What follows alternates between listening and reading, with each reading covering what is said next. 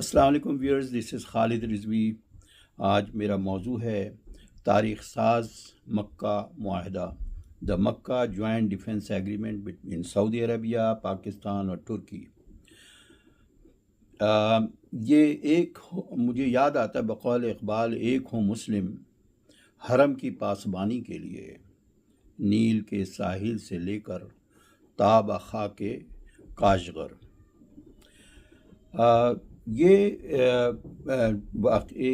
Collective deterrence है, security जो instability है इस रीजन के अंदर, उसकी तरफ उसको मैनेज करने के लिए, उसके कंट्रोल के लिए, उसके डिटरेंस के लिए ये है।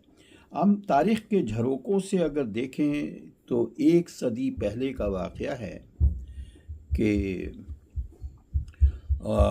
पहली जंग अज़ीम के बाद से सल्तनत उस्मानिया के हिस्से बखरे हो गए, टुकड़े टुकड़े हो गए। और वही बैलफोर डिक्लेरेशन जो 1917 का था, उसके तहत, और उसके पीछे एक हिडन एग्रीमेंट था पीकॉट करके, जिसमें एक अंडरस्टैंडिंग थी कि इसको किस तरीके से केक के पीस की तरह काट काट के सबको मिला है, जिसमें कुछ हिस्से फ्रांस और कुछ ब्रिटेन को मिले हैं, और फ़लस्तीन पे इज़राइल को कब्ज़ा दिया गया है। और ये सब कुछ हुआ, लेकिन इन सब चीज़ों में जो ज़वाल मुसलमानों पे आया है, ये सिर्फ दुश्मनों की तरफ देखने के बजाय हमें अपने आप को भी देखना चाहिए कि मुसलमानों के अखलाक़ी ज़वाल जहाँ शुरू होते हैं तो वो इस तरह के भी अल्लाह ताला की तरफ से ज़वाल आना शुरू हो जाता है। तो ये सब कुछ है, इस पे नज़र डालना चाहिए। ये लेकिन देर आए दुरुस्त आए कि ये, और फिर उसके बाद जो इतने टुकड़े हुए हैं उस मुल्कों के, जिसमें तुर्क के अरब से मखासमत चलती रही, फिर उसके अलावा मुख्तलिफ़ कंट्रीज़ जो बने, जिसमें शाम है, जिसमें इराक़ है, जिसमें जॉर्डन है, जिसमें कुवैत है, बहरैन है, छोटे छोटे मुल्क बना दिए गए। और ये ख़ुद अरब, तो ये वतन परस्ती वहाँ शुरू हो गई। जो बकौल इकबाल कि इन ताज़ा खुदाओं में बड़ा सबसे वतन है, जो पैरहन इसका है वो मज़हब का कफन है। लेकिन खैर, अब आप ये देखें कि ये बड़ी खुशाइन बात है, ये कलेक्टिव डिटरेंस। लेकिन इस कलेक्टिव डिटरेंस को क्वाइन करने में सबसे बड़ा हाथ ईरान का है, और इसको हम बाद में जाते हैं। सवाल ये पता होता है कि मोटिवेशन कैसे हुआ, ये सिक्योरिटी एग्रीमेंट किस तरह हुए, क्या वजह है इसकी। उसकी एक बड़ी वजह सबसे पहले तो ये है कि इसराइल जो अपने आप, जो जिसने अपने तौर पर जो अज़ाइम बनाए हुए ग्रेटर इसराइल के लिए, वो अरबों ने देख लिया उस वक्त जब कतर पे इसराइल का सबसे पहला हमला हुआ है, और वहाँ से उनकी सोच में तब्दीली आई, और सबसे पहला सिक्योरिटी एग्रीमेंट जो बना है वो सऊदी अरब और पाकिस्तान के दरमियान बना है।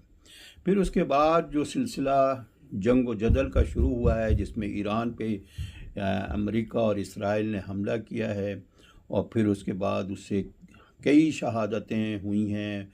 बहुत उनके सारे यानी अहम लीडर ईरान के ख़ामनाई से लेके जितने बड़े बड़े लीडर शहीद हुए हैं, बच्चों की शहादतें हुई हैं। तो इसने मामलात को ख़राब किया, और फिर इसके रिएक्शन में और उसके इसमें ईरान ने जिस तरह से जवाब दिया है वो भी देखने के काबिल था कि इसमें अमेरिका को उन्होंने डिफ़ीट कर दिया है, जो बिल्कुल अज़हर मिन अश-शम्स है। लेकिन हम इस बात को नहीं भूल सकते कि इस वक्त इस सारे रीजन को बैक या सपोर्ट करने वाला जो मुल्क है वो चाइना है, जो इसके तो इतनी कामयाबी की बहुत सारी वजूहात हैं, आज़म व हिम्मत अपनी जगह पे। लेकिन जो एक सेटेलाइट का जो था सिस्टम, जो सब कुछ चाइना ने BDS के नाम से जो उसको दिया है, एक प्रिसाइज अटैक करते गए, जिससे उनके इंटरसेप्ट करने की भी सलाहियत उनकी नहीं रही अमेरिका की, और फिर उसके बाद वो डिफ़ीट खा गए। लेकिन अभी तक हार्मोस का इशू बना हुआ है, जिससे कंट्रोल हो रहा था। रसद है पूरी दुनिया के लिए 20% एनर्जी की, जो कि ईरान के इसमें है, वो अब तक ईरान और अमान के दरमियान है। वो इशू अभी तक है, लेकिन उसमें इंटरफेयर या उसमें अपना हिस्सा मिस्टर ट्रंप भी चाह रहे हैं, जो कि जिससे इनकार कर दिया ईरान ने। अब हम आते हैं, ये वाक़या शुरू तो यहाँ से हुआ है और फिर उसके बाद ईरान ने अमेरिका के ऊपर हमले के बजाय, अमेरिका तो नहीं, अमेरिकन बेसिस पे हमला किया है। और अमेरिकन बेसिस जो सब अरब मुल्कों में हैं उस पर अटैक शुरू हुआ, जिसमें दुबई पे हुआ, फिर सऊदी अरब पे हौसियों के ज़रिए, और इराक़ के भी जो उनके मलेशिया उनके ज़रिए सऊदी अरब पे अटैक शुरू हुआ। फिर उसके अलावा कतर में, कुवैत में ख़ास तौर पर बड़ा इवेंट डिसैलिनेशन प्लांट के ऊपर भी हुआ है। तो ये सारा कुछ, और ये सारे बेसिस जो हैं बिल्कुल अमेरिकन बेसिस फुटाइल हो गए, यानी किसी काम के नहीं रहे और वो कुछ नहीं सिक्योरिटी दे सके। तो मजबूरन अब ये जो कहते हैं ना कि ज़रूरत ईजाद की माँ है, तो वो ये सूरत हाल पैदा इसलिए हुई है कि अब जो ईरान के मिनिस्टर ऑफ फॉरेन अफेयर्स हैं, वो क्या कहते हैं, उन्होंने ये जो रीजनल सिक्योरिटी फ्रेमवर्क को क्वाइन करने में उनका हाथ है, जो कि एक रशिया और चाइना उसके पीछे हैं। अब मैं देखता हूँ कि इस सारे जो डेटरेंस है, जाहिर है ये डेटरेंस है, ये डिटर करना, रोकना है, डिफेंस करना है। तो ये कोई अटैक करने का सिलसिला नहीं है, लेकिन यकीनन इसका मतलब आर्टिकल 5 जो नेटो का है वही यहाँ पे भी अप्लाई। अगर एक पे हमला होता है तो ये तीनों पे तस्वर किया जाता है हमला। और ये इसमें सबसे बड़ा जो हमारे जो इन्होंने प्रवीण सहानी साहब हैं, जो आरफा खानम, उनको इंटरव्यू उन्होंने दिया, वो मैं अटैच कर दूंगा। और उन्होंने बड़े खुल के कहा है कि अगर हम 1 बाय 1 लेते हैं पाकिस्तान को, तो उन्होंने कहा कि पाकिस्तान को क्या ज़रूरत थी इस एग्रीमेंट में जाने की। पाकिस्तान तो वो ख़ुद प्रवीण कहते हैं कि इंडिया से जहाँ तक मामला है तो वो अकेला ही काफ़ी है, क्योंकि वो 4 दिन के बैटल में वो एक विंडो था जिससे पता लग गया था कि स्ट्रेंथ क्या है पाकिस्तान की। और पाकिस्तान जैसे इस इलाके का एक चौधरी ही बन गया है, मतलब है उसकी जो कैपेबिलिटी है। और पाकिस्तान की भी उसी तरह उसको बैकअप या उसको सपोर्ट किया है चाइना ने टेक्नोलॉजी के ज़रिए, क्योंकि चाइना टेक्नोलॉजी बहुत आगे जा चुका है। तो इससे ये सारी कामयाबियां इनको हुई हैं पाकिस्तान। लेकिन पाकिस्तान जो है इस सारी सूरत हाल में बड़ा अहम रोल अदा करेगा। उसके अलावा सऊदी अरेबिया की जहाँ तक बात होती है, सऊदी अरब को क्या ज़रूरत थी, तो जाहिर है ये एक बेहतरीन कॉम्बिनेशन है इन तीनों कंट्रीज़ का, जिसमें स्ट्रेटजिक वैल्यू जो है वो काफ़ी बढ़ जाती है, जिस पे इवन अल जज़ीरा ने इसको उन्होंने कोट किया है कि इससे जॉइंट स्ट्रेटजी वैल्यू क्या होगी तीनों मुल्कों की, ये जो रीजनल इनस्टेबिलिटी को काउंटर करने के लिए। तो उसमें अल जज़ीरा ने लिखा है कि 14 million active military personnel combine होते हैं। इसी तरह एयरक्राफ्ट 3,400, टैंक्स 6,000, इसी तरह नेवल आर्सेनल एसेट्स जो हैं 340। और फिर इस सब को अगर जमा किया जाता है तो ग्लोबल इंडेक्स के तहत बताते हैं रैंक से डिफेंस कैपेबिलिटी जो है 145 कंट्रीज़ के बराबर हो जाती है। ये बड़ी अहम फिगर दिया है अल जज़ीरा मैंने, जो कि हम आपको अटैच कर देंगे इसके लिए, रेफरेंस के लिए। तो ये इससे दिफा कर सकते हैं। जो सबसे ज़्यादा बकौल प्रवीण सहानी के एक बड़ी वजह जो है इन चीज़ों की मोटिवेशन की, वो इसराइल जो है उसकी मिस्चीवियस एक्टिविटी की वजह कर है, यानी जो अज़ाइम उसकी ग्रेटर इसराइल के हैं वो और किसी मुल्क के ख़िलाफ़ असल नहीं है। ना यहाँ ईरान सुन्नी और शिया का कोई चक्कर नहीं, उन्होंने बताया ऐसा कुछ नहीं है। और इन सब चीज़ों को जो सबसे बड़ा सपोर्ट जो मिल रहा है जिसके पीछे है, वो चाइना सबसे ज़्यादा और रशिया उसके साथ साथ है। तो इस तरह से अब आप देखें कि मैं आता हूँ कि इसमें सऊदी अरेबिया के लिए तो ये है कि ज़ाहिर है ये एक तेल और दौलत से माला माल कंट्री है। तुर्की का पता है हमें कि ये ख़ुद नेटो का मेंबर भी है। लेकिन अब तुर्की इसमें आ क्यों रहा है, उसकी एक वजह यह है कि तुर्की को वो कह रहा है द क्रॉस रोड है इस बात, क्योंकि तुर्की को इज़राइल के कई मिनिस्टर ने, नफ्ताली ने भी कहा है और कई मिनिस्टर्स हैं, सीनियर मिनिस्टर्स ने ये बात कह दिया है कि ईरान से बड़ा ख़तरा जो है वो तुर्की है हमारे लिए। तो वो उससे पहले ही वो जो ट्रंप से मुलाकात हुई है तैयब एर्दोगान की हाल ही में, और उन्होंने जब F-35 मांगा ट्रंप से, तो उसको ब्लॉक कर दिया इज़राइल ने। और उसके अलावा तुर्की की इन्वॉल्वमेंट उसके अंदर भी है, सीरिया में जो हुकूमत गिराई है बशर अल असद की, जिसको सपोर्ट ईरान कर रहा था। तो वो जबकि काफ़ी 2 मिलियन के करीब लोगों को उस डिक्टेटर ने, असद गवर्नमेंट ने 50 साल से, लेकिन उसको ईरान सपोर्ट कर रहा था। और उसके ऊपर जो है वो तुर्की ने इस शरल हमदी अहमदी जो नाम है उसका, इनको सपोर्ट किया हुआ है। तो इस तरह तुर्की जो है वो खटकता है इज़राइल को भी और किसी हद तक ईरान को भी। तो ये इस तरह की फॉरेन यानी जो पॉलिटिकल एटमॉस्फेयर है। खैर, तो इस तरह तुर्की जो है उसको भी, इसके लिए तो बहुत बड़ा मतलब है, अभी उन पार्लियामेंट में भी दाखिल हुए तो उनका बहुत वालिहाना इस एग्रीमेंट के बाद वहाँ के लोगों ने उनका इस्तकबाल किया है, बहुत बड़ी कामयाबी है उनके लिए ये। अच्छा, अब हम आते हैं कि भाई ईरान जो है वो किस इस नहज पे है। ईरान ने बड़ा डिफीट दिया है, ठीक है, सपोर्ट अपनी जगह पे, लेकिन अमेरिका को चने चबवा दिए हैं उन्होंने, और फिर उसके बाद इन अदर वर्ड्स मुंह की खानी पड़ी है। और फिर उसके बाद आज हॉर्मुस जो रसद है उसके ऊपर जो भी उससे टोल या उससे वो होगा, उसमें परसेंटेज हासिल करने की कोशिश कर रहे हैं अमेरिका, लेकिन वो देने को तैयार नहीं है। ये एग्रीमेंट ओमान और इसके दरमियान, ईरान के दरमियान होगा। अब रही बात ये कि लेकिन इसमें एक बड़ी अहम बात यह है कि ये रीजनल सिक्योरिटी फ्रेमवर्क को सही मानों में इस पे वर्क ये पेश किया है, वो अब्बास अरागची ने, जो उनकी कई मीटिंग्स रशिया और चाइना से हुई है, और उन्होंने इनको इंश्योर किया है इस पे बैकअप करने के लिए।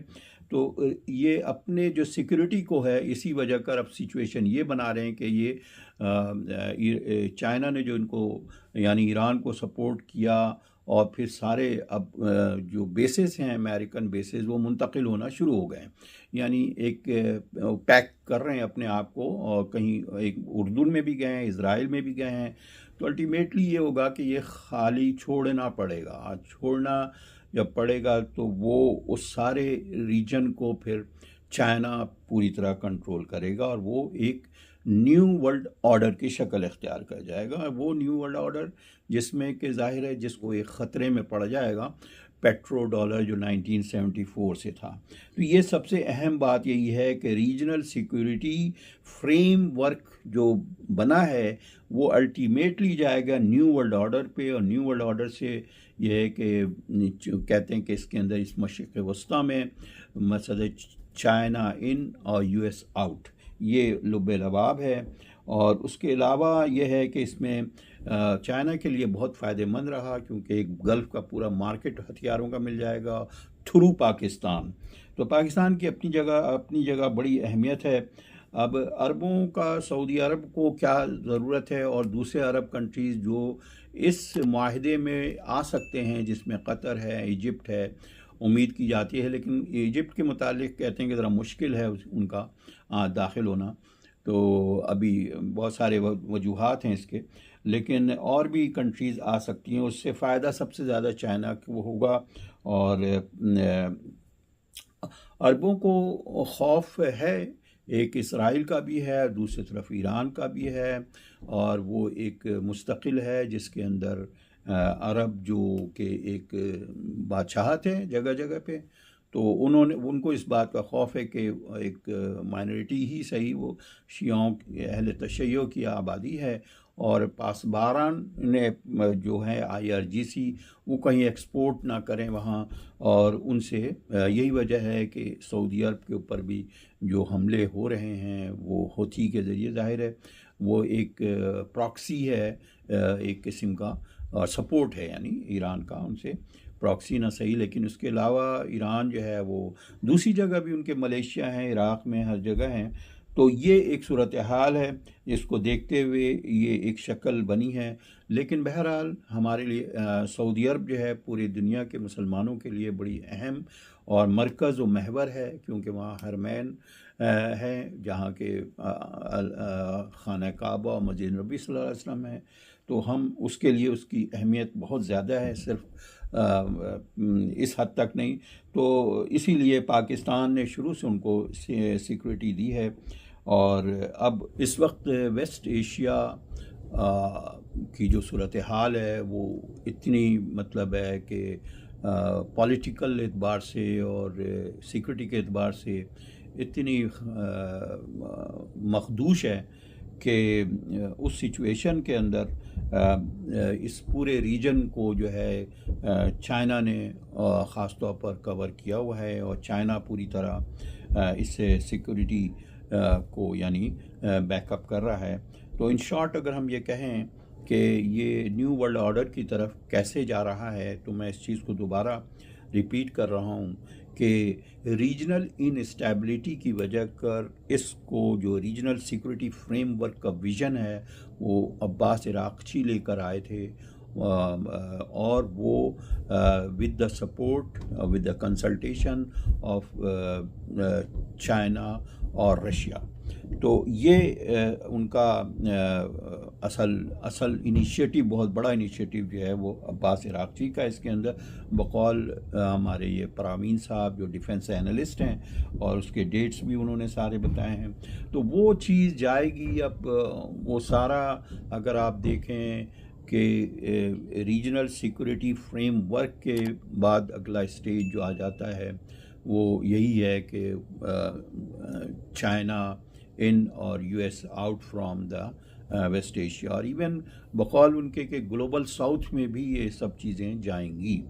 तो और फिर उसके बाद क्या होगा, तो यकीनन इस पर बहुत बड़ा असर पड़ेगा। यूएस है, एक एम्पायर है, और उस पर बहुत मसद है कि ये जो सूरत हाल है इस वक्त, तो ये जो कामयाबी हुई है इसके अंदर चाइना को चाइना जो है वो असल विनर जो है, इस सारी टैक्ट का भी विनर जो है सब चाइना है। पहले भी चाइना ने ईरान को और सऊदी अरब को मिलवाया है।